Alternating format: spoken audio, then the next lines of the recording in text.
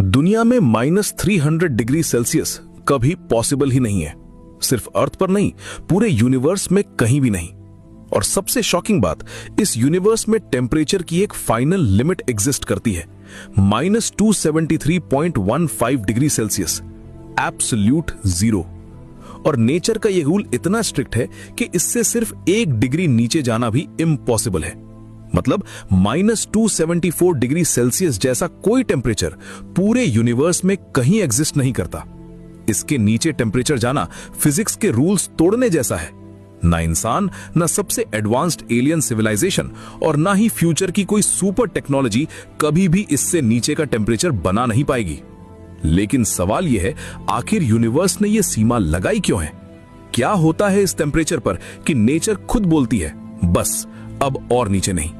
हम लोग बचपन से सोचते हैं कि टेम्परेचर बस गर्मी और ठंड है, लेकिन असल में टेम्परेचर हीट नहीं है। टेम्परेचर मतलब एटम्स की मूवमेंट।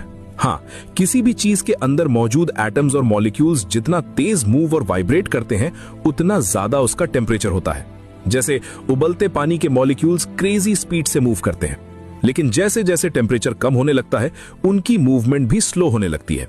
लेकिन यहां एक ऐसी चीज होती है जो ज्यादातर लोगों को पता ही नहीं। टेम्परेचर कम करने की भी एक लिमिट होती है, और यही वो पॉइंट है जहां से असली मिस्ट्री शुरू होती है। अब सबसे इंटरेस्टिंग बात सुनो, साइंटिस्ट्स को यह पता लगाने के लिए यूनिवर्स के किसी कोने में जाने की जरूरत नहीं पड़ी थी। उन्होंने सिर्फ फिजिक्स और मैथमेटिक्स का इस्तेमाल करके समझ लिया था कि टेम्परेचर की एक फाइनल बाउंड्री जरूर होगी। 19th सेंचुरी में साइंटिस्ट विलियम थॉमसन, जिन्हें आज हम लॉर्ड केल्विन के नाम से जानते हैं, उन्होंने कैलकुलेशंस के जरिए बताया कि अगर हीट लगातार कम होती जाए तो एक ऐसा पॉइंट आएगा जहां पार्टिकल्स की मोशन ऑलमोस्ट खत्म हो जाएगी। और वही पॉइंट था 0 केल्विन, यानी -273.15